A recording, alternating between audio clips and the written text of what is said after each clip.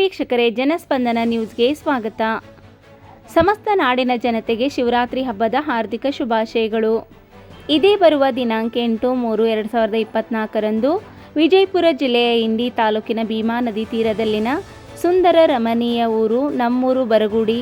ನಾಳೆ ಲಕ್ಷ್ಮೀ ದೇವಿಯ ಜಾತ್ರಾ ಮಹೋತ್ಸವದ ಅಂಗವಾಗಿ ದೇವಿಯ ಜಾತ್ರೋತ್ಸವದ ಶಿವರಾತ್ರಿ ದಿನ ಜಾತ್ರೆ ನಡೆಯುವುದರಿಂದ ಎಲ್ಲರೂ ದೇವಿಯ ಕೃಪೆಗೆ ಪಾತ್ರರಾಗಲು ಸಮಸ್ತ ಬರಗುಡಿ ಗ್ರಾಮಸ್ಥರ ಪರವಾಗಿ ಶುಭಾಶಯಗಳು ಕೋರುತ್ತಿರುವರು ಶಂಕರ್ಲಿಂಗ್ ಪೊಲೀಸರು, ಹಳಿಯಾಳ್ ಪೊಲೀಸ್ ಠಾಣೆ.